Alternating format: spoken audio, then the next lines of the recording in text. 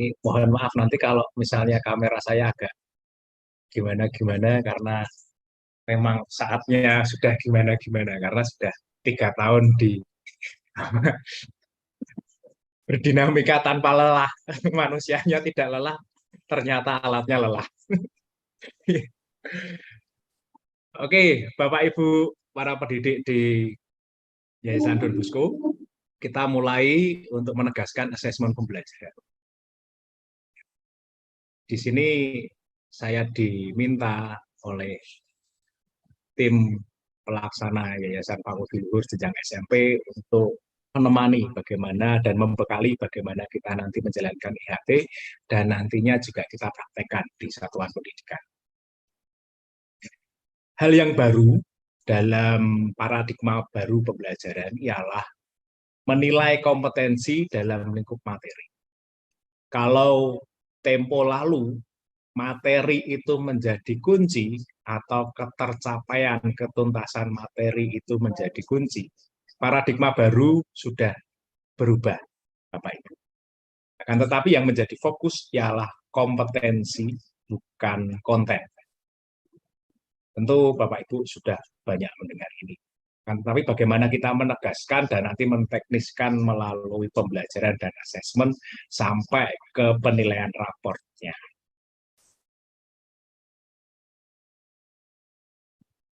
Hal yang perlu kita ingat juga dalam proses kita selama mengikuti diklat tahun 2023 ini kita mempertajam asesmen. Dan poin-poin kunci asesmen yang pertama ialah bagaimana asesmen yang kita lakukan, yakni mengukur untuk menilai, mengukur kompetensi ya, untuk menilai perkembangan peserta didik. Tentunya asesmen itu berfungsi untuk membantu peserta didik. Untuk membantu apa ya, nanti kita lihat di atas-atasnya. Lalu yang kedua, mengetahui konsekuensi dan dampak nyata dari pembelajaran. Pembelajaran yang saat ini dalam paradigma baru kurikulum merdeka ialah pembelajaran yang terkait antara sekolah dengan kehidupan. Sehingga entah itu bahan ajar, materi ajar, sumber belajar, dan kita sebagai pengajar hendaknya diajak untuk mengkaitkan antara pembelajaran di kelas dengan kehidupan yang konkret di masyarakat. Dengan demikian, pembelajaran yang kita lakukan itu tidak hanya di kelas. Sekali lagi, pembelajaran tidak hanya di kelas, tetapi bagaimana kita membekali peserta didik kita untuk hidup berkelanjutan. Sehingga prinsip assessment ialah memberi feedback, umpan balik, bukan hanya mengukur tuntas tidak tuntas. Harus ada feedback, timbal balik. Baik itu dilakukan oleh wali kelas, dilakukan bersama orang tua, dilakukan oleh BK, dilakukan juga mungkin dengan kasih kesiswaan kalau orangnya bandel seperti saya waktu SMP dulu. Kan selalu kadang-kadang ketika guru BP sudah pertama wali kelas naik ke guru BP naik lagi ke Wakasek. Nah, kalau sudah Wakasek kesiswaan sudah mentok, naiknya ke kepala sekolah. Jadi sering absen di kantor gubernur. Lalu yang ketiga ialah memberi penjelasan tentang proses dan hasil-hasil pembelajaran. Proses dan hasil-hasil pembelajaran. Oleh karena itu, bagaimana laporan kemajuan belajar itu kita buat. Tempo lalu dalam asesmen proses, ya, Pak Heri sudah menjelaskan secara komprehensif, detail, termasuk bagaimana perhitungannya, sehingga menghasilkan laporan hasil belajar dari laporan kemajuan belajar.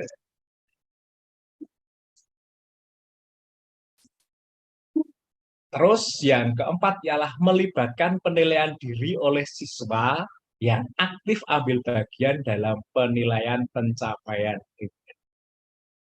Karena dalam paradigma baru pembelajaran ini menggunakan prinsip self-regulated learning atau siswa bertanggung jawab terhadap pembelajaran mereka secara mandiri, penilaian diri ini menjadi hal yang pokok juga.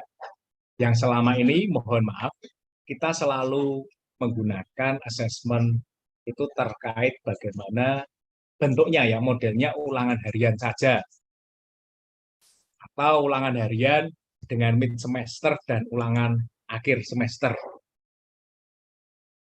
Mohon paradigma ini yang lama ini dikaji ulang. Ya, tidak apa-apa, ulangan tidak apa-apa, kuis itu juga tidak apa-apa, tetapi bagaimana kita gunakan asesmen-asesmen seperti itu secara sesuai dengan porsinya. Maksudnya sesuai dengan porsinya ya, ketika menghitung kognitif, ya untuk kognitif.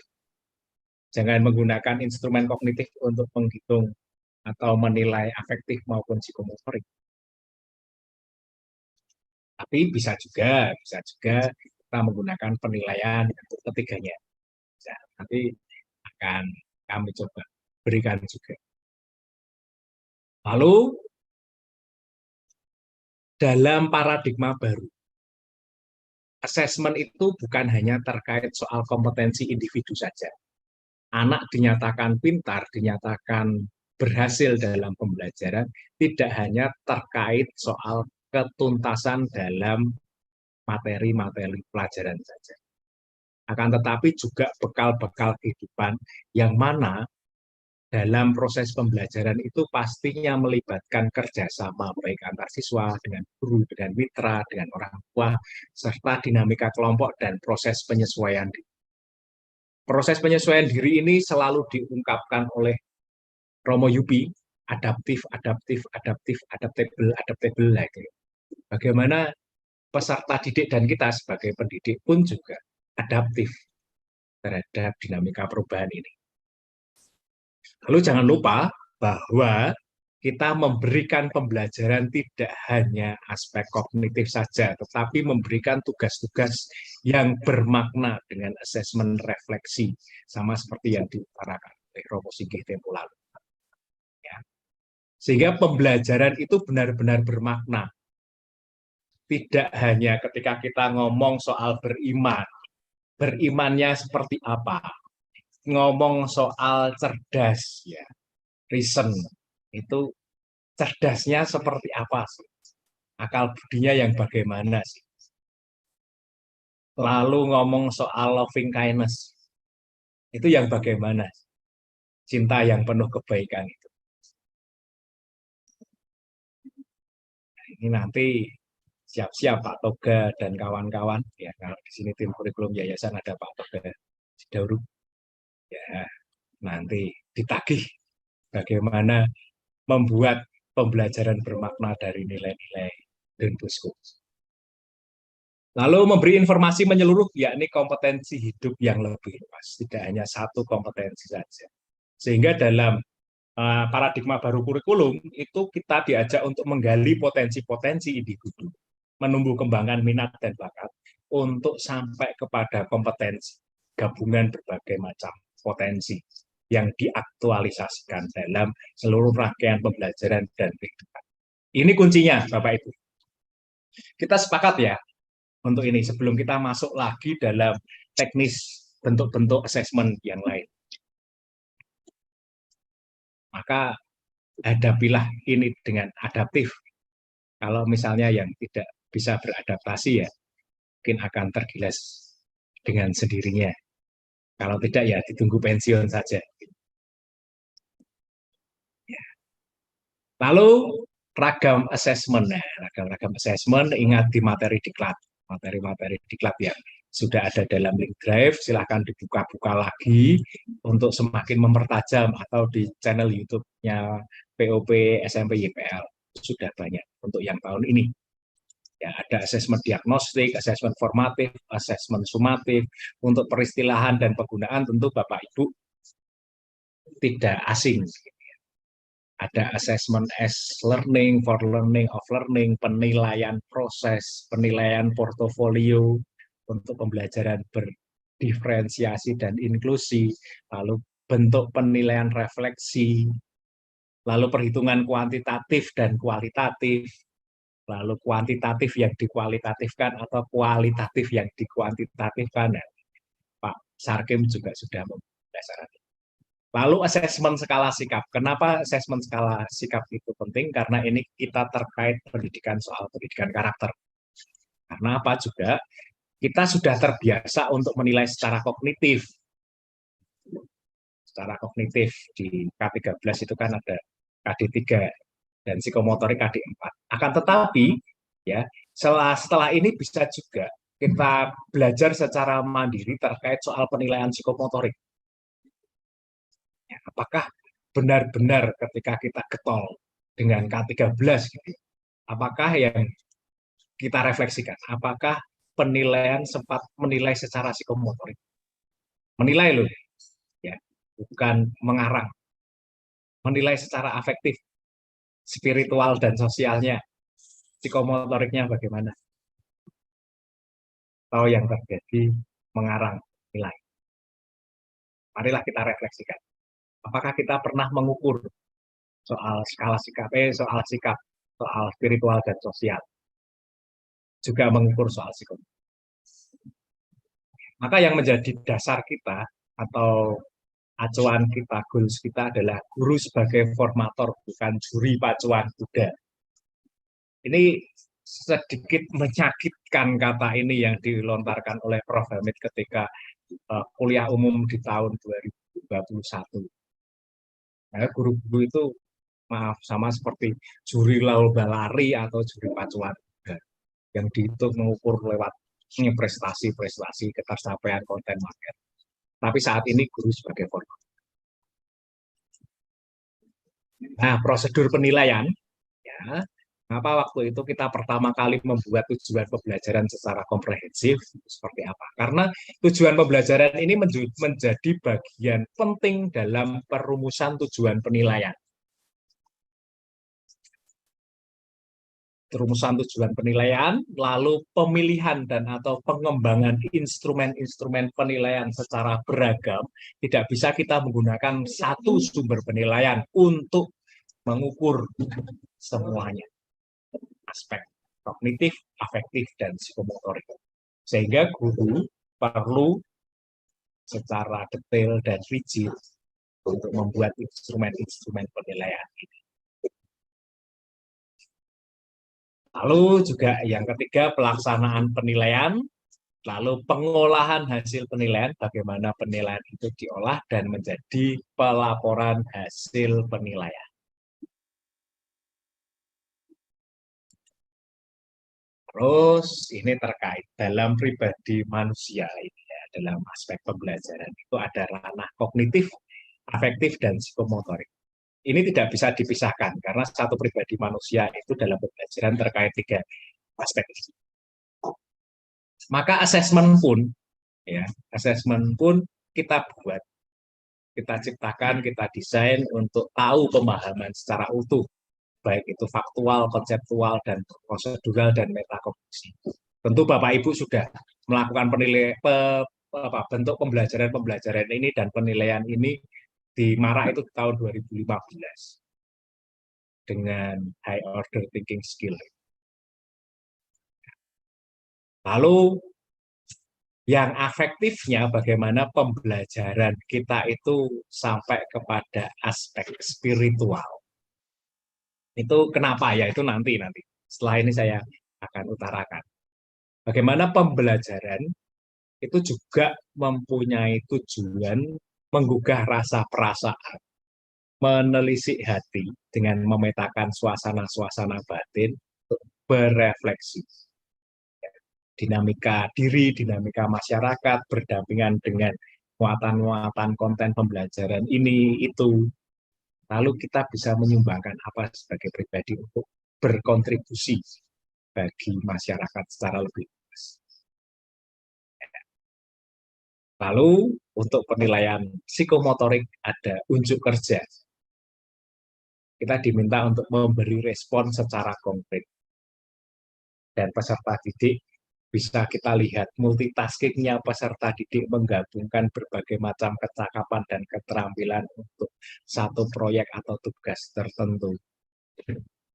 Lalu bagaimana mengembangkan keterampilan yang kompleks untuk bekal hidup.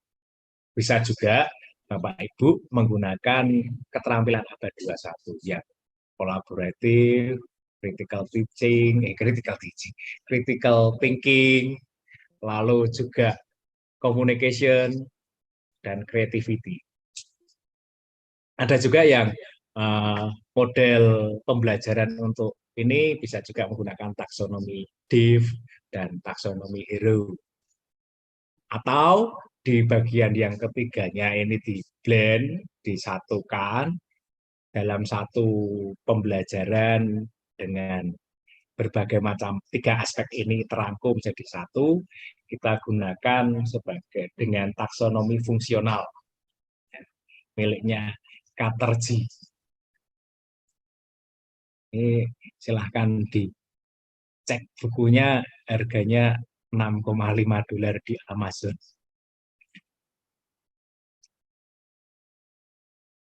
Lalu muatan karakter jangan lupa ya, ada 4. Kalau profil pelajar Pancasila itu kan seluruh Indonesia. Seluruh Indonesia akan tetapi satuan pendidikan kita mengembangkan dengan menanamkan juga core values yayasan ya, yang sudah dimulai dan sudah diselesaikan draft naskah akademiknya oleh tim kurikulum yayasan dan nanti menunggu disosialisasikan bagaimana itu dibelajarkan di satuan pendidikan dan dikembangkan di satuan pendidikan masing-masing itu mungkin di semester-semester ini atau semester depan. Lalu keutamaan Santosata Pelindung dan kearifan lokal. Selain profil pelajar Pancasila. Ini menjadi ingatan bagi kita. Lalu bagaimana kita membuat tujuan pembelajaran pun juga melibatkan keempat muatan karakter. Tidak hanya ditempelkan ya. Kita bisa ingat bagaimana membuat tujuan pembelajaran dan perangkat ajar yang melibatkan keempat muatan karakter ini. Oke. Nah, kecerdasan holistik itu seperti apa? Yang pertama, menurut Pak Presiden ya, peraturan Presiden, peraturan pemerintah yang ditandatangani oleh Pak Jokowi, itu cerdas spiritual, beriman dan bertakwa kepada Tuhan Yang Maha Esa dan berakhlak mulia, cerdas kebangsaan sesuai dengan nilai-nilai Pancasila. Jadi yang kaum radikalis dan konservatif silahkan mikir dulu. Ya, ini ada cerdas kebangsaan. Lalu cerdas keterampilan hidup, penumbuhan literasi dan numerasi peserta didik untuk mengikuti pendidikan yang lebih lanjut. 3 kecerdasan ini yang menjadi dasar dari standar karakter lulusan. Lalu ragam penilaian. Bapak Ibu, mohon sedikit membuka perspektif dan paradigma kita bahwa tidak hanya tes saja, tes yang dari soal ulangan saja ya, tapi ada juga yang non-tes. Ada wawancara, refleksi, bimbingan, permainan, dan lain sebagainya. Contohnya itu salah satu bahan ketika saya SMA untuk mengetahui kecerdasan emosi saya. Itu saya diajak bermain bola, ya. Ketika bermain bola itu saya kena sliding tackle sama teman saya. Lalu saya itu miso-miso. Miso-miso itu berkata-kata yang tidak semestinya. Lalu dengan itu ketika saya mengutarakan itu secara spontan, itu ternyata itu direkam ya oleh pamong saya. Dan itu menjadi bahan pengolahan, kita refleksikan lagi supaya untuk mengurangi bagaimana berkata-kata tidak semestinya. Terus biasanya ya mengganti kata-kata yang ya maaf ya yang binatang-binatang itu dengan misalnya sapu, engkrak, kerdus dan lain sebagainya. Ya, seperti itu. Lalu ada formatif dan sumatif. Kita ini terkait soal penilaian itu bukan hanya untuk pengukuran tuntas tidak tuntas, tetapi bagian dari pembentukan dan pembinaan. Sehingga berbagai macam instrumen itu dikembangkan. Yang paling cepat ya dalam mengembangkan instrumen-instrumen untuk pembentukan dan pembinaan itu setahu saya di Amerika dan Filipina. Berbagai macam kalau pendidikan itu wah, luar biasa ketika sekolah-sekolah Salesian itu mengembangkan instrumen-instrumen untuk itu. Lalu ada penilaian sendiri atau self assessment dan peer assessment. Tidak hanya assessment yang dilakukan oleh guru dengan ulangan dari saya. Lalu berbasis kinerja dan hasil ada awal, tengah dan akhir, ada diagnostik, formatif, sumatif. Lalu proses dan produk untuk menilai, mengukur kemajuan belajar dan hasil belajar. S for of learn. Silakan dilihat penilaian proses di materi Pak Heri di diklat lalu. Lalu kita luaskan lagi ruang-ruang pembelajaran. Ada di intrakurikuler terkait soal mata pelajaran, tematik, bisa juga terkait soal tema-tema tertentu, menggabungkan berbagai macam pembelajaran, kreatif, lalu menggabungkan berbagai macam disiplin ilmu, juga bisa. Lalu kokurikuler, P5, proyek penguatan profil pelajar Pancasila, karya wisata, jam literasi, rekoleksi, retret, mengikuti organisasi-organisasi, misalnya organisasi panitia Paskah, itu bagian dari pembentukan kurikuler, itu juga bisa jadi poin. Lalu OSIS, terus misdinar bagi anak-anak. Lalu ekstrakurikuler, pengembangan minat dan bakat. Lalu non-kurikuler, misalnya juga ada ikatan-ikatan persaudaraan, seperti yang tempo lalu dikisahkan oleh Bu Yuni atau Suster Yuni di uh, Mangunan, itu ada ikatan persaudaraan yang dibangun dari guru dan orang tua, dua guru, guru kelas dan guru pendamping itu melawati rumah-rumah peserta didik, berkunjung, saling ngobrol, lalu banyak dinamika yang terlontar. Itu juga menjadi ruang-ruang penilaian ini. Ada juga doa bersama, nyapu, nah nyapu, piket, bisa juga makan bersama, membawa bekal dari rumah, lalu ada kegiatan makan bersama ketika 5 jam, 5 hari kerja itu kan peserta didik sampai sore, ya, bisa juga menggunakan ini non kurikuler, makan bersama, bisa juga tidur siang di kelas juga ini.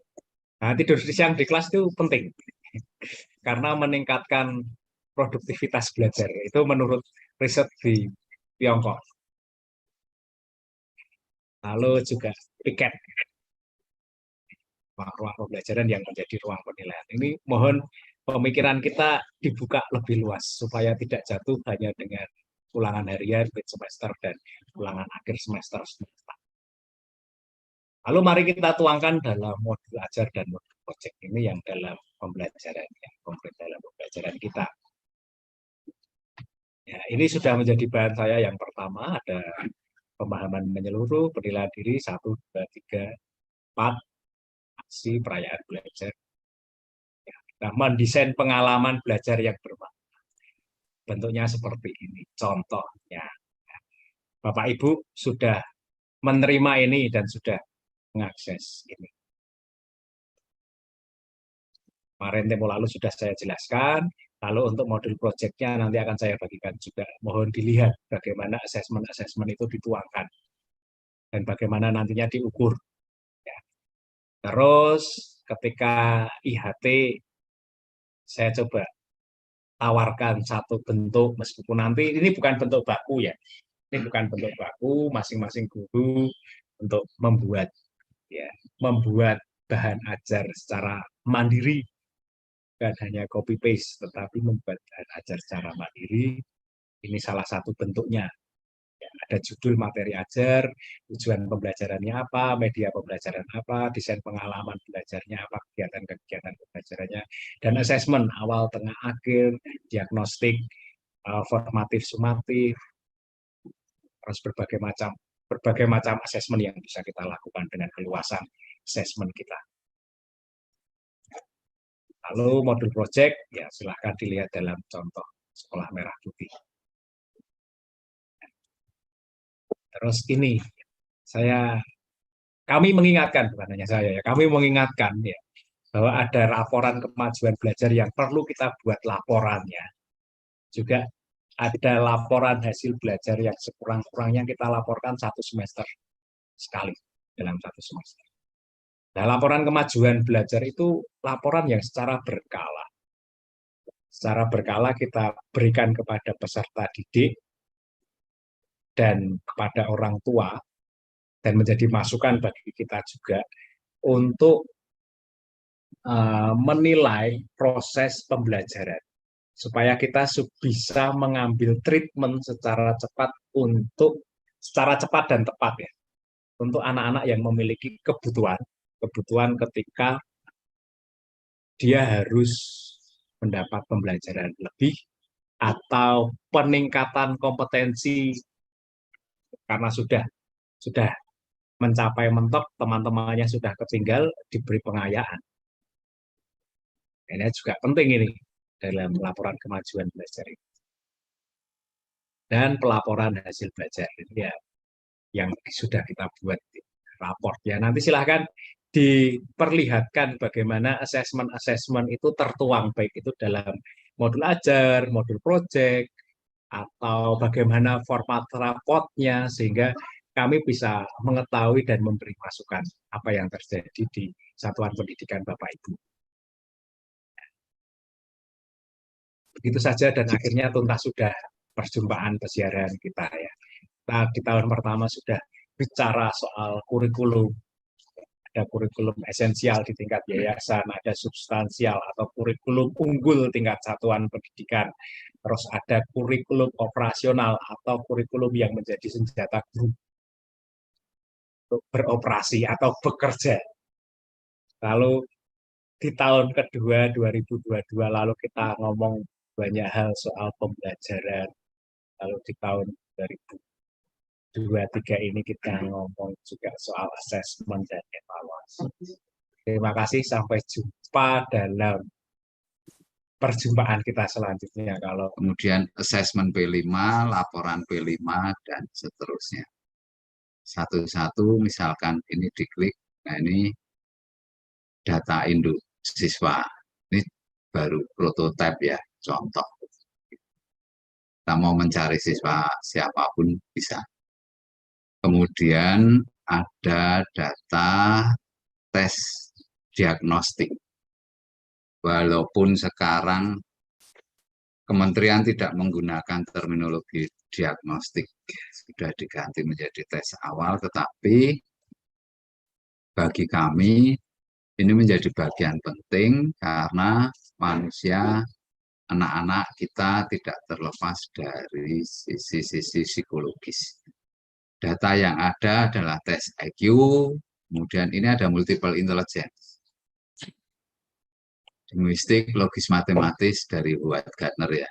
Ini kemudian ada data gaya belajar, kemudian ada data sistem pengelolaan diri atau belief system dari anak-anak. Di semester gasal ada, kemudian di semester genap juga ada datanya, masuk semua di sistem ini. Nah, kemudian dari data asesmen diagnostik ini kita coba visualisasi. Di visualisasi ini tujuannya untuk langsung memberi gambaran. Kelas 9, 7, kemudian kelas 8, ini karena ada nama siswanya. Pilih semua siswa misalkan. Nah, ini di kelas 8, kelas 7, kelas 9, dan seterusnya. Kemudian juga ada data belief system, kemudian ada data apa lagi? Yang sebelah kanan, udah ada. Oh, ini ada gaya belajar. Gaya belajarnya juga terdata. Jadi sebisa mungkin ada banyak data di sekolahan kita agar di dalam mendampingi anak-anak itu tidak hanya sekedar sisi intelektual, tapi potensi, bakat, minat, dan sebagainya. Itu kita bisa mendampingi dengan seksama. Kemudian ini untuk visualisasi per siswa, kita bisa memilih salah satu siswa. Dia berubah, gaya belajarnya kelihatan, belief sistemnya ini berkaitan dengan sistem psikologis yang ada di diri anak. Tentang perasaan diri berharga, rasa aman anak, kinerja, pengendalian, cinta, dan seterusnya. Ini ada keterangannya juga. Semakin apa namanya ini batangnya itu tinggi, itu resistensi kita itu semakin tinggi. Ini semacam jeruji penjara. Jadi kalau belief sistemnya itu 0 itu semakin baik, semakin turun semakin baik karena tidak ada komponen-komponen sistem diri ini yang menghalang. Nah ini bisa kita pergunakan, terutama guru-guru BK, wali kelas. Guru kelas pun juga nampaknya akan baik jika bisa membuat database yang banyak. Ini multiple intelligence. Nah, kecerdasan ganda menurut Howard Gardner kan ada banyak sekali. Nah, di sini intrapersonal clarita itu rendah, tapi musikalnya tinggi. Kemudian visual spasialnya juga tinggi. Sehingga kalau anak-anak yang visual spasial tinggi ini bisa membayangkan sesuatu hal yang konkret sebagainya. Misalkan Evan Geraldus. Ini akan kelihatan. Gitu. Ini dari sisi database untuk assessment diagnostik. Kemudian kita juga bisa membandingkan. Ini nganu ya, di SMP Merah Putih karena keterbatasan dana dan sebagainya ya pakai Excel saja. Ini sudah lumayan. Membandingkan antara semester gasal dengan semester genap. Nah, gaya belajar Andres Setiawan ini berubah. Visual yang semester gasalnya 34 di semester genapnya menjadi tinggi. Ini ada sesuatu karena memang di gaya belajar itu hanya preferensi ya, kecenderungan untuk mengarah ke mana gaya belajar anak-anak. Dan di belief sistemnya juga bisa kelihatan antara semester ganjil dengan semester genap. Karena sistem kepercayaan diri, sistem yang mengendalikan diri secara psikologis itu juga bisa berubah-ubah. Pada saat di mana anak menghadapi kegagalan, itu mungkin belief sistemnya akan berbeda ya dibandingkan dengan saat dia banyak menghadapi kesuksesan itu. Mungkin pada saat menghadapi kegagalan ini belief sistemnya tinggi-tinggi semua. Jadi jeruji yang memenjara dia itu sangat tinggi, sulit untuk keluar dari situ. Tapi pada saat ada kesuksesan-kesuksesan, rasa senang dia jalani tentang bagaimana perasaan dia berharga di mata teman, orang tua, guru, kemudian rasa aman di sekolah, rasa aman di rumah, dia semakin merasa aman, itu belief sistemnya, jerujinya semakin rendah. Nah, ini bisa dilihat perkembangan. Kalau perbandingan ini nampak menyolok, itu kita bisa melihat ekosistem sekolah kita itu berpengaruh secara signifikan di dalam eh, proses psikologis anak di sekolah. Jadi kemajuan-kemajuan yang terjadi atau proses belajar dia di sekolah dari sisi psikologis ini bisa juga disampaikan kepada orang tua siswa. Kemudian dari sisi kognitif juga bisa disampaikan. Namun yang kognitif belum kami sertakan di sini. Multiple intelligence pun juga ya. Tetapi memang pada dasarnya ini seperti musikal misalkan. Itu antara anak yang kecerdasan musikalnya itu rendah dengan tinggi karena kecenderungan dari bakat gitu ya, talenta yang diberikan itu. Nah, ini nampaknya begini. Saya mencoba untuk menampilkan hal seperti ini karena tidak banyak sekolah yang mencoba untuk menggarap ini, kemudian dipergunakan untuk branding sekolah juga di mata orang tua. Cenderungan semua pada di kognitif. Itu ya. Kemudian ada satu menu untuk manajemen project. Gitu. Ini manajemen project, kita bisa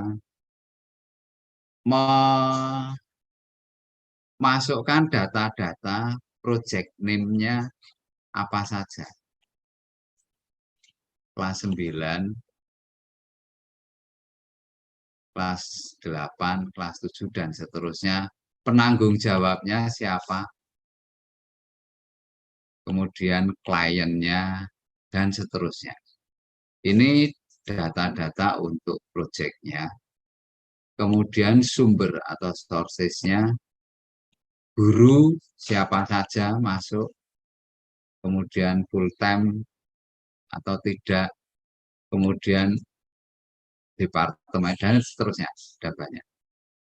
Kemudian ini data untuk klien. Nah, di sini ini pengatur timeline, ya, pengatur waktu untuk kita mencoba menata proyek kita.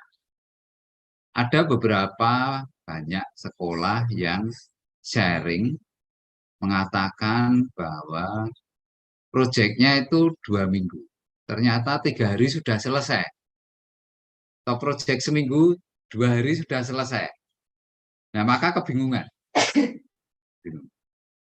Sintaks di dalam PJBL itu kan ada.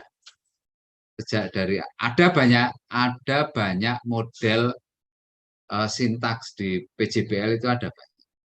Kita bisa mempergunakan yang ada di panduan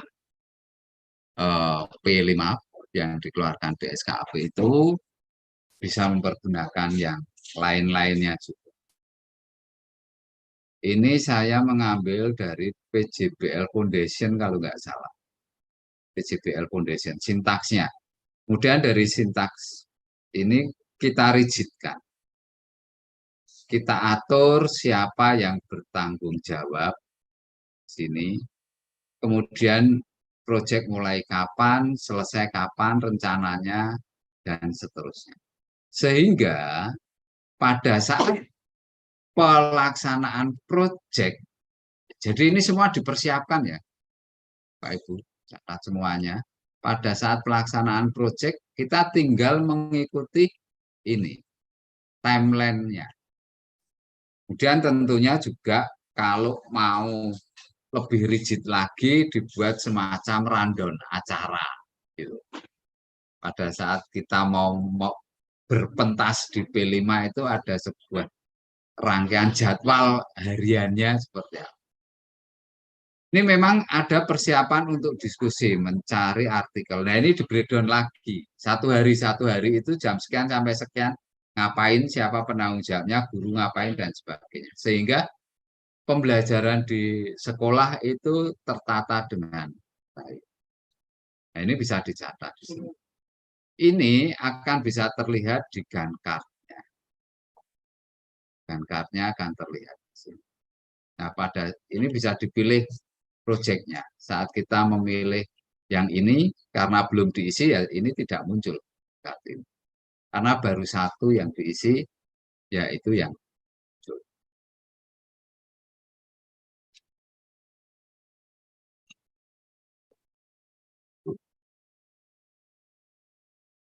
Dan seterusnya ya. Kemudian ada menu-menu yang lainnya, termasuk biaya yang diperlukan. Kemudian menyeting hari libur, ini penting untuk kegiatan juga. Kemudian ini list untuk variabel-variabel atau konstanta yang diperlukan. Ini merubah judul untuk tampilan-tampilan. Saya tulis di sini ya, perubahan judul. Ini ada di tampilan eksekutif dashboard. Bapak Ibu kalau nanti menjumpai yang warnanya coklat ini jangan diganti. Yang warna ini boleh diganti. Ini di menu help ada. Ini sudah tertulis di sini. Nah, ini sudah saya rubah perubahan judul. Kemudian di eksekutif dashboard akan judulnya. Nah, ini ada perubahan judul. Itu mengerti di sini. Kira-kira begitu. Jadi ada perubahan judul. Itu ya. Nah, kemudian ini untuk memanage proyek-proyek kita dan melihat kemajuan di proyek kita seperti apa. Gitu. Sekarang kita masuk setelah manajemen proyek, assessment. Dulu sering saya tampilkan ini. Sumbernya jelas. Ini untuk membuat instrumen. Dimensi, elemen, subelemen, capaiannya, kata kunci, dan instrumennya. Instrumennya ini merupakan assessment, self-assessment yang berupa angket, kemudian diberikan ke siswa, siswa mengisi, ya tidak, ya tidak, ya tidak, begitu. Dengan Google Form disampaikan, kemudian kita tarik Excel-nya. Nah, dari Excel tersebut, nanti kita bisa olah. Ini hasil angketnya. Masukkan ya tidak, ya tidak, ya tidak. Gitu ya. Tapi sebelum sampai ke sana, tentunya kita mengatur, ini ada kelas. Kita mengatur tema, dimensi, elemen, subelemennya. Kita tata di sini. Ini proyek 1, proyek 2, proyek 3, proyek 4. Proyeknya 3 sampai 4 kali kan. Ambil saja 3 kali. Proyek yang pertama untuk kelas 7, temanya pilih gaya hidup berkelanjutan. Misalkan. Itu ya, gaya hidup berkelanjutan. Gaya hidup berkelanjutan temanya. Dimensi yang mau kita nilai apa? Pilih dimensinya. Ini yang muncul hanya kata-kata kuncinya saja. Ini hanya trik dari programmernya aja sih. Ini beriman misalnya. Sudah langsung berganti. Kemudian bernalar kritis. Ini berganti. Kemudian ini tadi berkebinekaan global. Berganti, kemudian kita pilih elemen dan subelemennya. Ini elemennya apa? Dipilih. Misalkan ini komunikasi dan interaksi antar budaya. Ini elemennya. Komunikasi interaksi antar budaya itu salah satunya berkomunikasi antar budaya, subelemennya. Maka di subelemen berkomunikasi antar budaya dipilih. Di tampilan ini tujuannya untuk melihat pada saat kita memilih. Subelemen 2 yang mau dipilih apa? Di elemen komunikasi interaksi antar budaya. Mempertimbangkan dan menumbuhkan berbagai perspektif. Kita ganti. mempertimbangkan, menumbuhkan berbagai perspektif. Jadi dalam satu tampilan ini kita bisa, itu ya, sama. Elemen yang kedua apa, subelemennya dari elemen kedua itu, subelemen yang kedua dari elemen yang kedua ini apa, diisikan juga. Setelah pembelajaran proyek ini berlangsung, kemudian angket kita sebarkan. Nah, ternyata yang mau diukur itu akhlak beragama. Beriman bertakwa pada Tuhan Yang Maha Esa. Berarti ini saya rubah ya. Beriman, takwa pada Tuhan Yang Maha Esa. Akhlak beragama. Berarti di sini elemennya akhlak beragama. Terus kemudian di elemen akhlak beragama itu mengenal dan mencintai Tuhan Yang Maha Esa. Mengenal mencintai Tuhan, subelemen yang lain, pemahaman agama dan kepercayaan. Kemudian ini ada akhlak kepada alam. Akhlak kepada alam itu memahami hubungan ekosistem bumi. Ini kita ada. Oh, ini sudah ada. Nah, yang mau diukur ini. Yang tidak diukur tidak usah dimasukkan. Ini yang diukur. Kan data kita dapat. Ini kita copy paste dari Excel, kita copy paste di sini. Kemudian ini dikonversikan ke numerik. Ini ada rumusnya. Konversi ke numerik untuk perhitungan-perhitungan. Jika tidak diukur, ini hasilnya 0,0000. Kemudian datanya diolah. Yang tidak diukur 0,000. Ini terolah datanya secara otomatis sudah langsung olah di sana. Kemudian dari data ini numerik, kemudian kita kriteriakan. Kriterianya sering saya sampaikan, ya, oh di sini. Nah, ini. Cari rata-ratanya, cari standar deviasinya, cari batas atas, batas bawah. Di atas batas di atas batas atas itu sangat berkembang, di bawah batas bawah itu berkembang, di interval antara batas bawah dan batas atas itu berkembang sesuai harapan. Kriterianya seperti itu.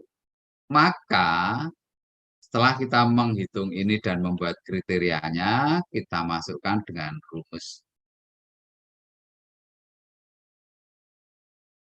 Ya, if dan sebagainya.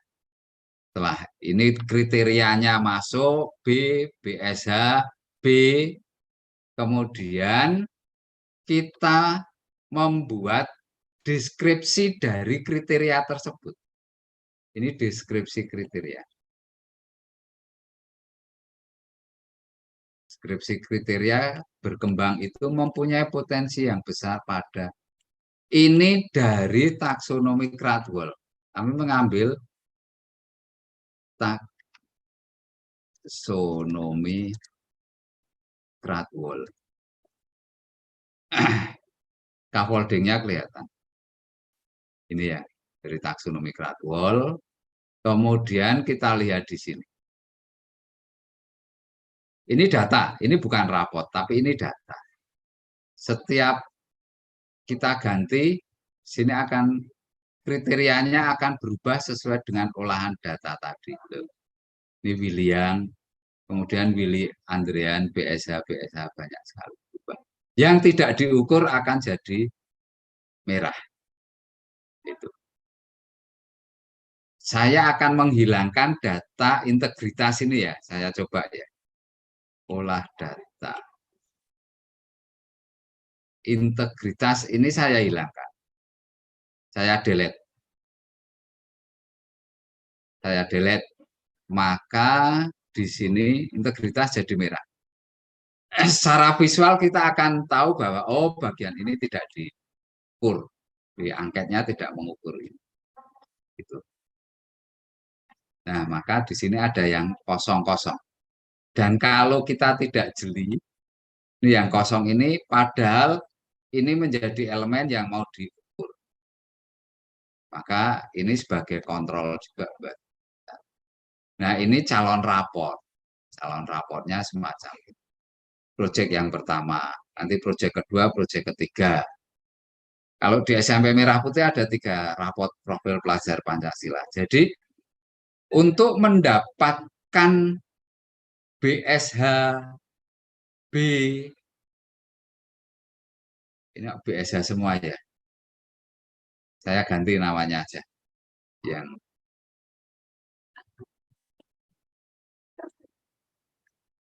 belum berubah. Ya, ini Yuni Vivianti. BSH. Untuk mendapatkan ini tadi prosesnya sudah saya jelaskan ya. Jadi coba kita menghindari apa ya, kesalahan di dalam mengobservasi sikap siswa. Ada banyak yang mempergunakan lembar observasi mencentang kolom B, BSH, SB dan seterusnya, dan itu ada di dalam buku panduan itu. Sering saya menyampaikan. Nah, proyeknya ini terus dinarasikan di sini. Desain proyek penguatan profil pelajar selama 3 tahun desain agar, nah kalau nama ini saya rubah, ini juga akan berubah, Vincent misalkan. Nah, ini jadi Vincent. Dan ini isinya juga berubah. Ya, intinya seperti itu. Mengambil tema yang pertama, gaya hidup berkelanjutan. Kemudian ini deskripsinya. Ini semuanya masukkan rumus juga. Teks dan rumus. Ini ada kelihatan rumus. Ini teks. Ini rumus. Sama ada rumusnya juga. Nah, kemudian di sini deskripsinya, dimensi, elemen, subelemen. Deskripsinya, Vincent mempunyai potensi yang besar pada beriman bertakwa pada Tuhan Yang Maha Esa, bla bla bla dan seterusnya. Nah, ini butuh merumuskan deskripsi ini agar apa ya? Apresiatif kepada siswa. Nah, dari sini kemudian kita bisa proses belajar dari sisi psikologi siswa itu bisa kita lihat, kita bisa memberi laporan kemajuan belajar, posisi psikologi si anak itu ke orang tua. Dari sisi kognitif tentunya nanti akan ada lagi, ekstrakurikulernya ada lagi bagaimana dan seterusnya. Ya kalau kita mau mencoba membuat beda dengan sekolah lain, apa ya, ada effort yang harus kita keluarkan untuk memberikan laporan asesmen ini ke orang tua sebagai bukti bahwa kita memang benar-benar menggarap anak bapak ibu yang dipercayakan kepada kita. Sehingga termasuk di dalam melakukan assessment itu misalkan observasi berkembang, dicentang berkembang, akhlak beragamanya berkembang. Kembang itu paling bawah. Kalau kita ditanya, ibu, bapak, kenapa ditanya sama orang tua ya? Anak saya akhlak beragamanya berkembang. Ini akhlak beragamanya. Yang ini akhlak beragama ini berkembang. B. Oh, dari sini Bu, ini angket kita. Ini self assessment Bu. Jadi putra putri bapak ibu yang mengukur, merasakan di dalam pembelajaran proyek penguatan profil pelajar Pancasila, feedbacknya dia mengisi ini Bu, hasil angketnya ini, kemudian perhitungannya seperti ini, olah datanya demikian, hasilnya menjadi ini Bu. Oh begitu ya. Tetapi kalau kita mengatakan, yaitu berdasarkan observasi kami, guru-guru yang menilai. Pertanyaannya, apakah gurunya benar mengobservasi anak saya, Bu, Pak? Gitu. Kebanyakan tidak bisa jawab. Dan kebanyakan terus gurunya marah. Orang tuanya reseh dan sebagainya. Padahal kritis loh. Orang tuanya kritis. Dan di sini ada dimensi ini. Bernalar kritis. Memperoleh dan memproses informasi dan gagasan. Menganalisis dan mengevaluasi penalaran dan prosedurnya. Kalau terus orang tua itu mengatakan, Ibu, Bapak berarti belum bisa menginternalisasi bernalar kritis karena Bapak Ibu tidak bisa menganalisis dan mengevaluasi penalaran dan prosedur proyek penguatan pelajar Pancasila karena observasi Bapak Ibu ngawur.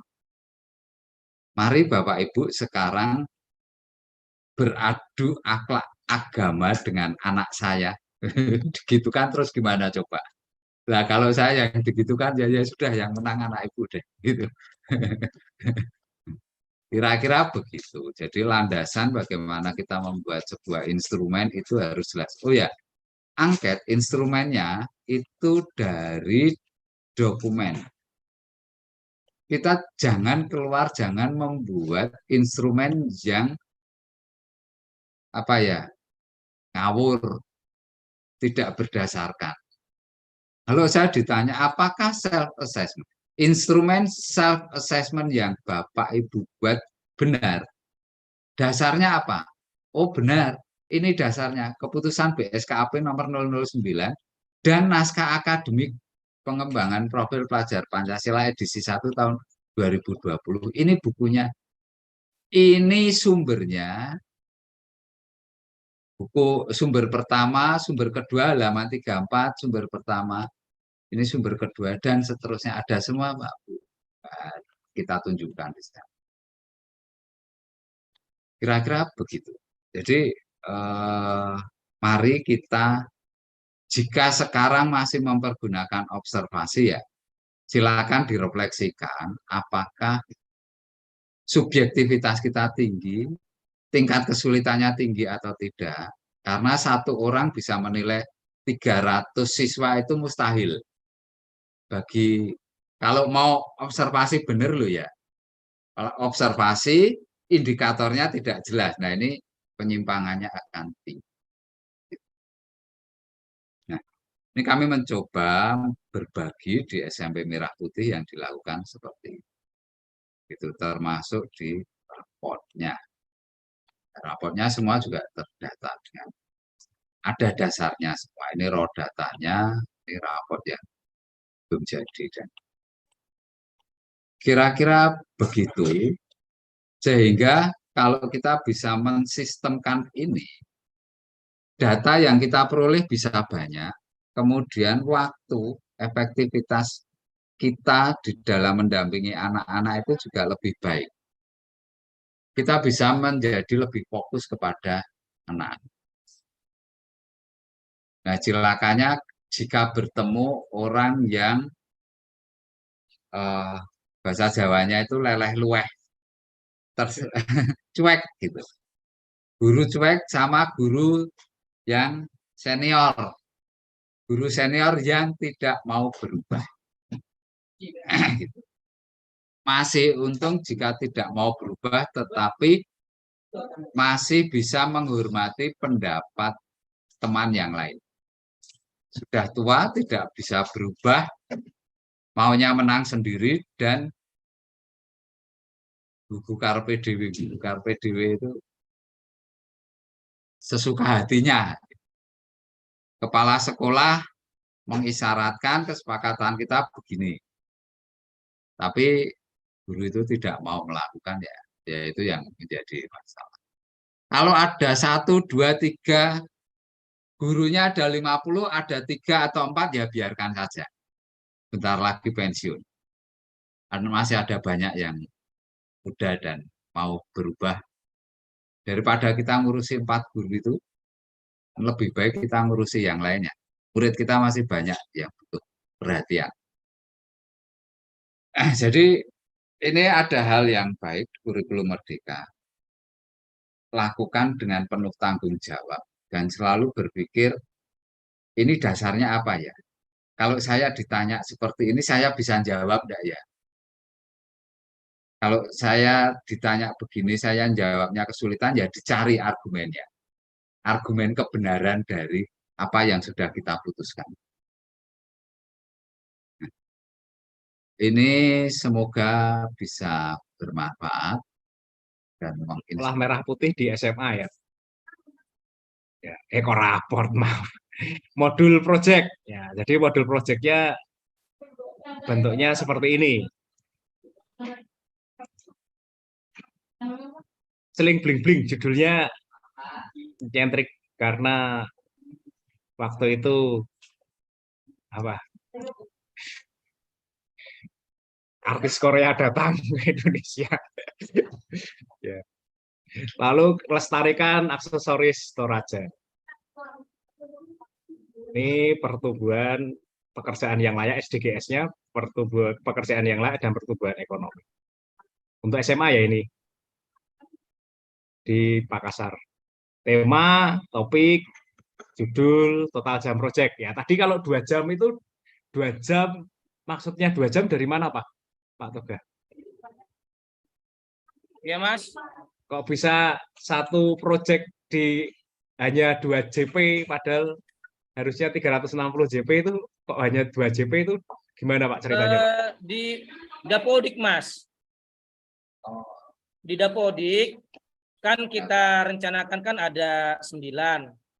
Ternyata sudah kita buat rosternya 9 koordinator atau 9 9 JP, penanggung. 9 Oh, JP. 9 JP.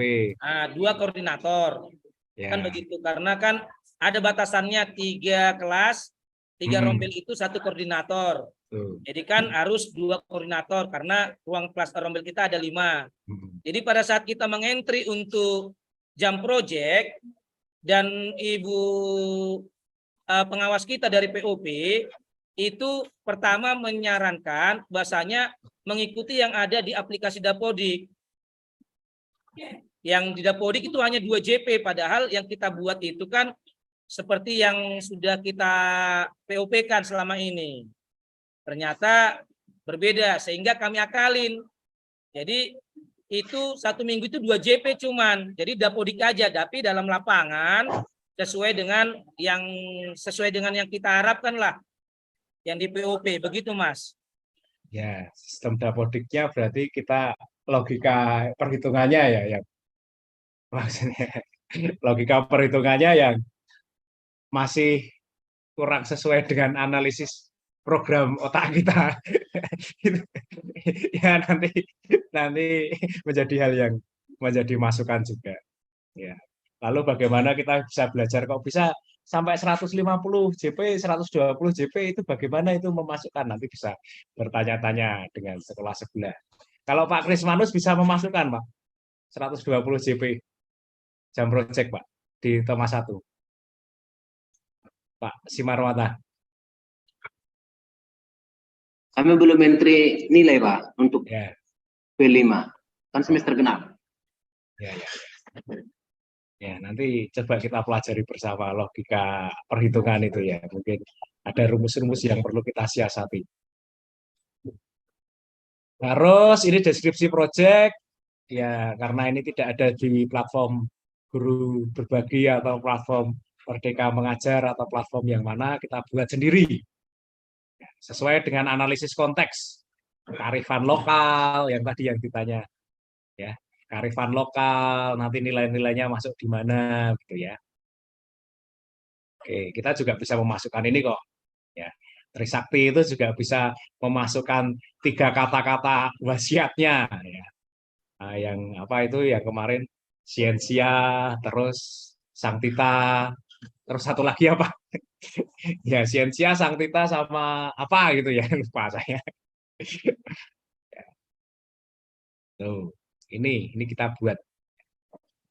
Misalnya di Toraja, pekerjaan layak dan pertumbuhan ekonomi, deskripsi tentang tingkat pengangguran di Toraja kita buat nanti, pembukaan lapangan pekerjaan anak-anak Toraja yang melakukan urbanisasi, hipotesisnya kurva demografi di Toraja merupakan piramida yang lisan, karena yang tua lebih banyak, sedang kaum muda banyak yang merantau.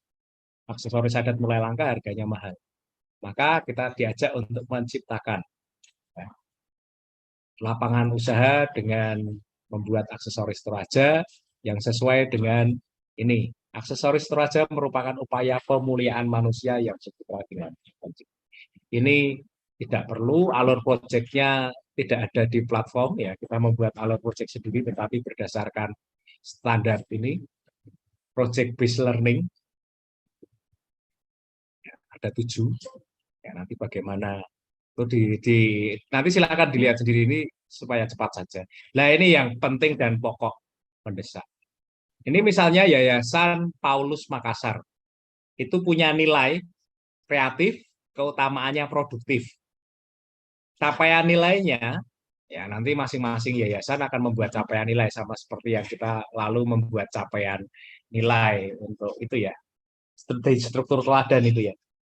Menghasilkan karya yang konstruktif untuk kebaikan dan kesenangan bersama. Itu capaian nilai yang sudah ada di yayasan. Lalu nilai yang kedua ialah misioner, keutamaannya inklusif.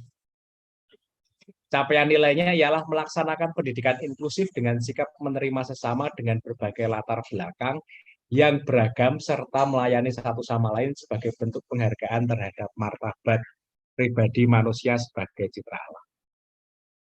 Profil pelajar Pancasilanya ada 2, ya. Keutamaannya, keutamaan. Dimensinya 2, karena 2 sampai 3. Ke dimensinya gotong royong, elemennya kolaborasi, sub elemennya mempunyai kemampuan, ini yang nanti dinilai untuk profil pelajar Pancasilanya diukur, mempunyai kemampuan untuk bekerja sama dengan orang-orang lain, menunjukkan sikap positif terhadap orang lain. Nanti bagaimana kita menilai ini ya, bekerja sama, ya, menuju ke kerjasama, terus sikap positif terhadap orang lain. Nah, indikator-indikatornya apa dibuat di sini. Yang tadi dibuat pertanyaan-pertanyaan oleh Pak Heri itu. Lalu dimensi kreatif, ya, kreatif, lalu sub elemennya berbagi, sub elemennya menerima dan memberi segala hal, segala hal demi kepentingan bersama. Nah, ini yang nantinya akan kita ramu, kita racik menjadi tujuan proyek. Karena tujuan proyek penguatan profil pelajar Pancasila itu membangun pribadi. Bukan semata-mata hasil produk jadi, membuat cenderamata atau membuat apa. Nah, sinerginya adalah seperti ini. Dari capaian nilai, nanti yayasan, tim kurikulum yayasan nantinya juga akan membuat capaian nilai di yayasan. Ya, untuk kita sinergikan dalam modul ajar dan modul proyek. Menghasilkan karya yang konstruktif untuk kebaikan dan kesenangan bersama yang pertama tadi. Lalu yang misioner, inklusif, melaksanakan pendidikan yang dengan sikap menerima dengan berbagai latar belakang dan lain-lain ini. Kita buat tujuan pembelajarannya. Ya, tujuan pembelajarannya dengan membuat kata kerja operasional untuk proyeknya. Menciptakan karya aksesoris Toraja untuk membangun peluang lapangan usaha baru yang konstruktif. Melaksanakan keterbukaan, menerima sesama dengan berbagai latar belakang, menerapkan pelayanan satu sama lain, lalu martabat manusia sebagai menghargai martabat manusia sebagai citra Allah. Ini yang capaian nilai di yayasan. Ini dikerjakan yang capaian nilai ini dikerjakan di yayasan ya, Bapak Ibu. Nanti kita menunggu gerak tim kurikulum yayasan yang sudah menyelesaikan naskah akademiknya. Ya, nanti sampai ke capaian nilai ini tentu. Lalu capaian nilai pada profil pelajar Pancasila yang tadi. Ya, menerima dan memberi segala hal demi kepentingan ini dari subelemen. Subelemen dari apa? Subelemen dari sini. Gotong royong, dimensi gotong royong, elemennya kolaborasi, dimensi kreatif, elemennya berbagi. Kita buat juga, menunjukkan semangat menerima dan mau memberi untuk kepentingan sesama, membangun sikap bekerja sama dengan orang lain, menunjukkan sikap positif terhadap hasil karya orang lain. Ini tujuan proyek, ya, tujuan pembelajaran proyek. Lalu kita sinergikan Bapak Ibu, supaya tidak hanya ditempelkan saja menjadi tujuan proyek, ya, kita sinergikan. Ya, kita kelompokkan mana yang tujuan kognitif, afektif, dan psikomotoriknya. Sehingga tujuan proyeknya untuk profil pelajar Pancasila berbasis nilai-nilai inti, ini menciptakan, ini yang biru, itu dari profil pelajar Pancasila ya. Menciptakan karya berupa aksesoris toraja melalui menerapkan pelayanan satu dengan yang lain, melaksanakan keterlibatan yang inklusif, terus menerima sesama dengan berbagai macam latar belakang sosial ekonomi, menghargai martabat manusia sebagai citra Allah, lalu membangun peluang lapangan usaha baru yang konstruktif, menunjukkan semangat menerima dan mau memberi untuk kepentingan sesama, menunjukkan sikap positif terhadap hasil karya orang lain. Ini dari nilai-nilai inti yang bersinergi dengan profil pelajar Pancasila. Bisa ya, Bapak Ibu, bisa dibayangkan dulu. Ya, sinergi ini penting ya. Karena ini nanti akan dijadikan kita sebagai assessment. Nah, lalu membuat tujuan pembelajaran itu dari ini nanti akan menentukan kegiatan-kegiatan pembelajaran, outputnya seperti apa, serta asesmen pembelajaran. Lanjut ke ini pengaturannya ya, pengaturannya ini penting. Merancang dan merencanakan itu 40 JP, 40 JP karena dalam SMA itu ada materi prasyarat yang harus diberikan. Menentukan standar, membangun budaya, aktivitas ini sampai menyusun scaffolding itu dari sini. Alur project. Lalu kegiatan 8 JP untuk awal 1 hari. Ya. Lalu 1 hari kan kira-kira 8 JP, ini kelipatan 8. Nah, lalu masing-masing guru mata pelajaran memberikan materi-materi prasyarat terkait peta demografi, peluang usaha, merancang sistem ekonomi pariwisata, unsur senyawa manik-manik di dalam apa kimia, bilangan, sejarah kearifan lokal, sejarah kesejahteraan dengan Allah, agama, jaring-jaring sosial IPS, batuan IPA, dan lain sebagainya. Bisa. Lalu menentukan standar, membangun budaya, menyusun aktivitas, scaffolding. Lalu yang ini 80 JP karena kami membayangkan 10 hari itu akan bekerja di luar sekolah. Berguru teknik pada guru-guru yang belajar manik-manik itu, membuat pembelajaran manik-manik itu jadi di luar, lalu membuat strategi kerja, ngitung BEP, dan lain-lain. Karena ini sesuai dengan tujuan proyek. Lalu ketika membuat asesmen, lihat tujuan proyeknya, karena ini menjadi dasar tujuan penilaian, ya. Membuat manik-manik toraja itu sarana untuk menciptakan profil pelajar Pancasila yang diidealkan. Maka instrumen-instrumen, kita mengembangkan instrumen-instrumen dalam proyek sesuai, sekali lagi sesuai dengan profil pelajar Pancasila yang diharapkan. Begitu Pak Toga, Pak Hefrin, dan saudara-saudari ini, karena ini untuk semua ya, bukan hanya untuk SMP Trisakti 1.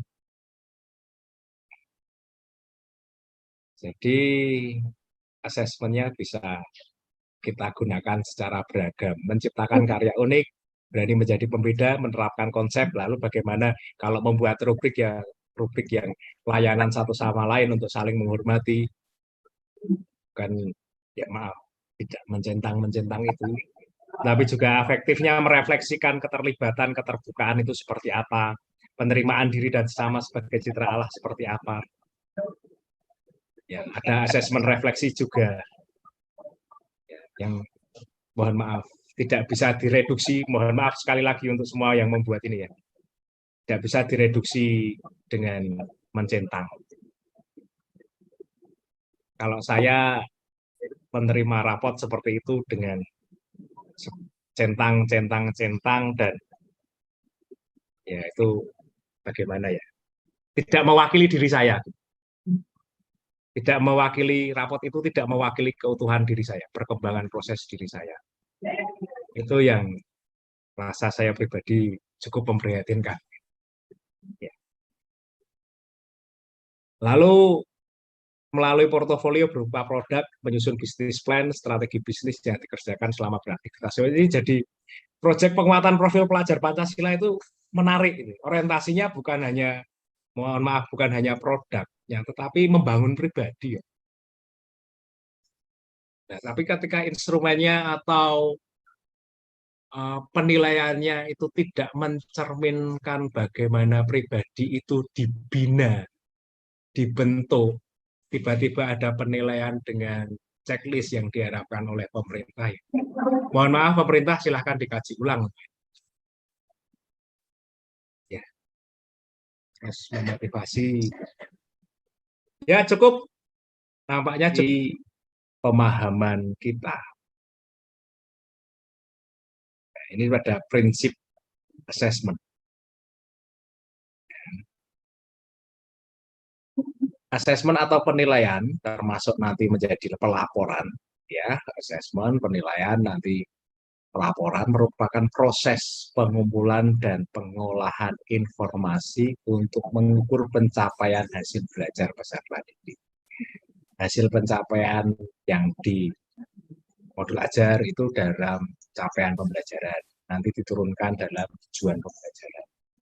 Ini bisa dibaca sendiri, ya. Lalu satuan pendidikan dan pendidik, sekolah dan guru sebagai pendidik memiliki keleluasaan untuk menentukan jenis, teknik, bentuk instrumen, dan waktu pelaksanaan asesmen berdasarkan karakteristik tujuan pembelajaran. Kalau di modul ajar ya PP itu, tapi kalau di modul project ya tujuan project. Lalu ya, sini aman, pengolahan hasil asesmen aman sampai pelaporan. Nah, nih Bapak Ibu, satuan pendidikan memiliki keleluasaan untuk menentukan mekanisme dan format pelaporan hasil belajar kepada orang tua dan wali. Satuan pendidikan menyampaikan rapor peserta didik secara berkala melalui e-rapor Dapodik. Ini menyampaikan rapor. Jadi konsep gagasannya sebenarnya, ya, Dapodik itu bank data. Lalu kita menyampaikan rapor ini, melaporkan. Ini konsep awal, karena mungkin ada perapotnya bagaimana, pergunjingan nanti perhitungannya bagaimana. Maka untuk meredam itu, ya, dibuatlah model yang demikian. Itu tadi yang diceritakan dari SMP Trisakti 1 untuk sementara, mungkin untuk sementara, semoga tidak untuk selamanya. Ya. Saya bilang semoga untuk tidak selamanya karena apa? Marilah kita spill, ya. Kita spill secara acak aja tentang penilaian, gitu ya. Untuk penilaian raport ini panduan pengembangan proyek. Nah, ada 21 kata penilaian. Kita sepil saja supaya untuk menambahkan kasanah kita, supaya kita cukup percaya diri. Ini untuk pendidik, perencana proyek ya, pendidik. Melakukan perencanaan proyek, penentuan alur kegiatan, strategi, dan penilaian proyek. Sepil lagi ya, ini penilaian. Yang membuat itu siapa? Pendidik. Pelatihan dasar, kita perlu pelatihan dasar bagaimana strategi asesmen dan penilaiannya. Strategi refleksi, bertanya, dan pendampingan. Spill saja. Strategi asesmen dan penilaian, jenis-jenis asesmen dan penilaian. Tidak hanya satu observasi saja ya. Berarti ada jenis-jenis asesmen dan penilaian. Jadi penilaian itu apa? Bagaimana asesmen dan penilaian?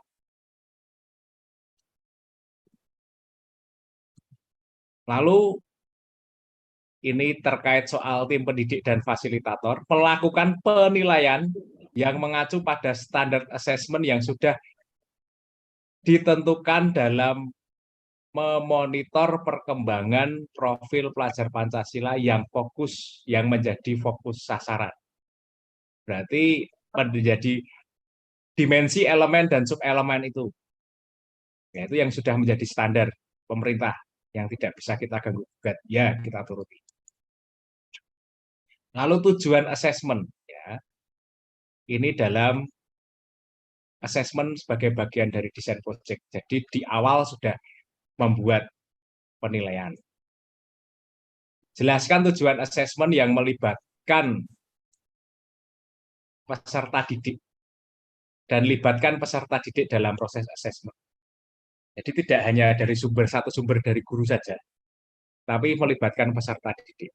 Pendidik juga dapat membimbing peserta didik dalam menggunakan rubrik dan kriteria penilaian agar peserta didik merasa terlibat dalam mengelola dan menilai proses pembelajaran mereka sendiri. Jadi tadi terakhir ketika kita dipaparkan bagaimana penilaian yang berbeda-beda, oh nggak apa-apa, penilaian yang berbeda-beda itu bagus. Sejauh mana sistem sekolah mengakomodasi informasi-informasi baik. Ya guru itu, lalu berdasarkan penilaian antar teman ada, ternyata teman menilai, karena teman kelompok yang paham betul dinamika proyek menilai peserta didik ini, oh ini sudah berkembang sangat baik di bagian ini kolaborasi dan gotong royong tadi. Itu menjadi informasi yang baik, jadi tidak bisa dihilangkan begitu saja, termasuk juga penilaian diri. Deskripsi yang mudah diobservasi untuk mempermudah penilaian dan menjaga penilaian untuk tetap objektif. Oleh karena itu, penjelasan kriteria tidaklah lagi bersifat analitis, tetapi deskriptif yang bisa dengan mudah dinilai dari observasi. Misalnya, ini ketika kita melakukan observasi pun, kita pun harus membuat makna dari belum berkembang, sudah berkembang sesuai harapan, bahkan berkembang melampaui ekspektasi. Dengan menarasikan, membuat deskripsi dari tugas perkembangan ini. Didapat dari mana? Nanti silakan dibaca sendiri. Bisa didapat dari tiap-tiap guru mengobservasi, setelah diobservasi itu juga menambahkan beberapa masukan yang mana peserta didik itu mengambil keputusan secara tepat terkait dimensi elemen dan subelemen selama proyek. Itu bisa. 1. 2, terkait soal wawancara. Selain observasi juga ada wawancara, lalu ada penilaian antar teman. Sehingga ketika kita mencentang itu benar-benar bukan hanya satu sumber dari guru, tetapi sudah melakukan korespondensi, baik itu kepada peserta didik maupun kepada teman-teman yang ikut terlibat dalam proses itu. Ini idealnya, tetapi ini yang diatur kok oleh pemerintah. Lalu libatkan peserta didik dalam merancang rubrik. Nah, ketika tadi sudah, ketika diklik-klik-klik-klik itu sudah muncul, ya apakah kita bisa melibatkan peserta didik? Ini refleksi kita ya, setelah kita baca secara sepil saja.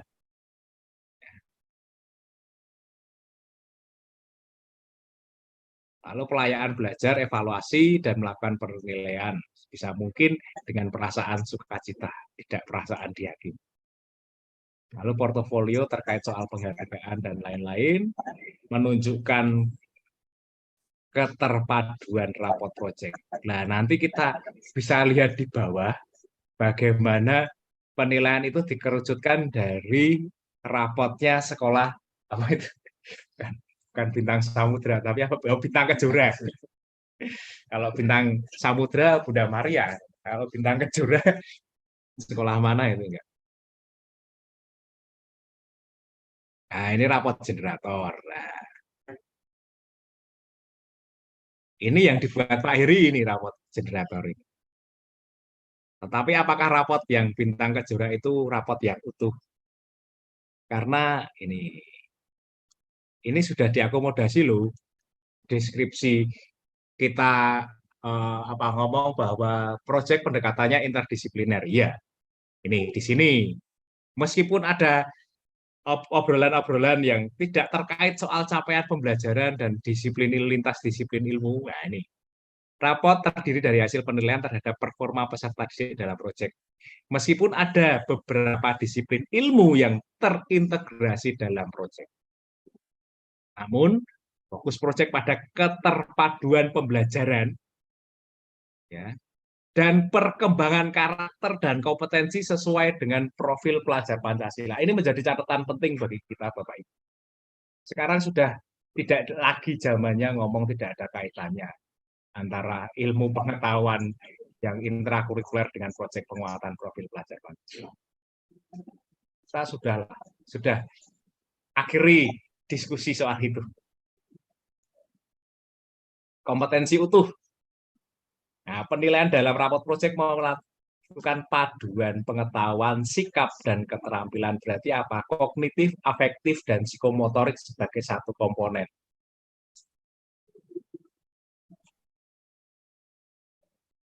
Disampaikan secara utuh dalam deskripsi itu, tanpa membagi lagi mana yang penilaian kognitif, mana penilaian afektif, mana penilaian psikomotorik, tetapi deskripsinya secara utuh. Ngeblend dalam satu pribadi anak yang bernama Hendy misalnya.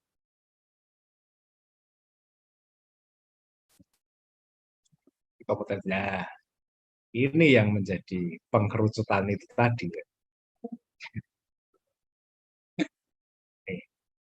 Sekolah bintang kejora ini yang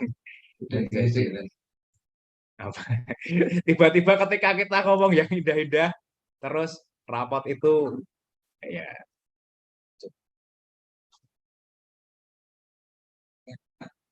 Nah, ini yang menjadi apa yang tadi Pak Ibu, ini yang dalam itu kan sistem dapodik kan.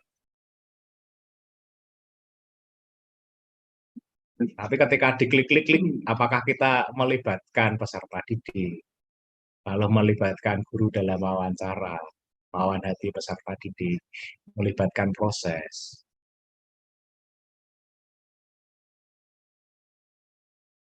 Ini maka juga ada melibatkan penilaian individu. Catatan cukup satu paragraf. Nah, ini kan sebenarnya ini kan membuat sendiri indikasi selain informatika kekesahan ini kan catatan proses yang tadi. Dalam mengerjakan proyek ini diaktif dalam memberikan usulan tentang cara-cara untuk mengajak teman-teman terlibat stereotip agama. Nah, ini langsung melihat ini langsung berkebinekaan tunggal ini pasti.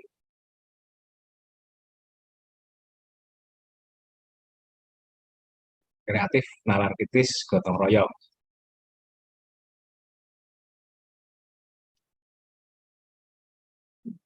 Terus mana lagi nih?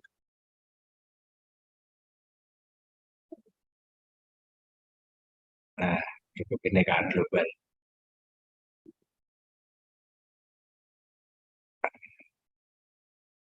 Ini Bapak Ibu. Ini yang menjadi apa ya? Menjadi pengkerucutan. Ketika kita sudah ngomong banyak hal yang indah tentang apa profil pelajar Pancasila, lalu endingnya sudah jadi malah tidak ada bentuk evaluasi yang mutlak dan seragam, tetapi raportnya diseragamkan.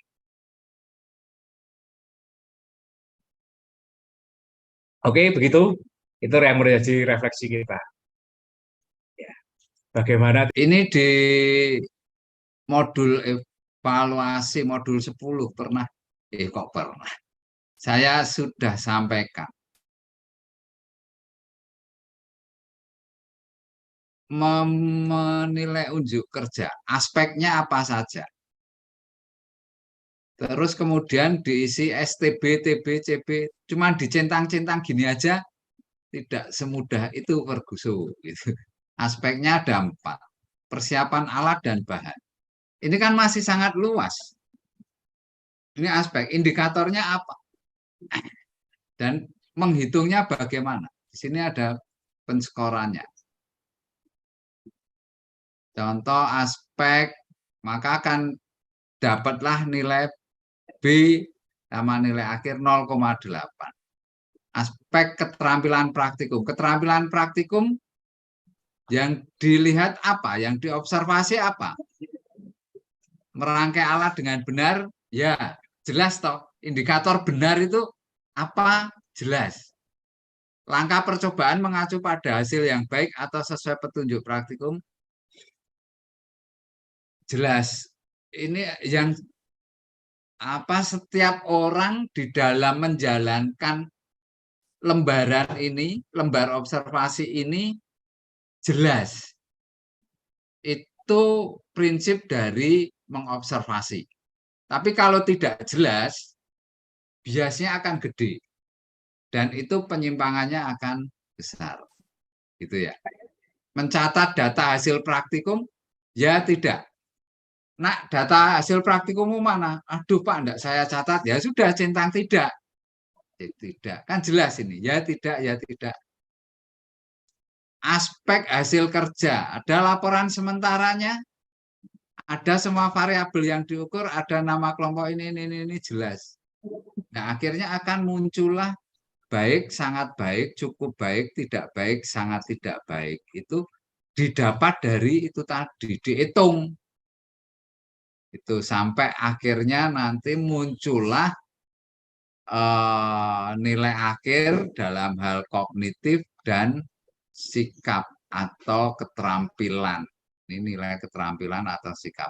Sangat baik. Nah, munculnya sangat baik itu jelas. Dapatnya dari awal itu sudah jelas. Nilai praktikumnya 85, dapatnya juga jelas. Gitu. Nah, ini membuatnya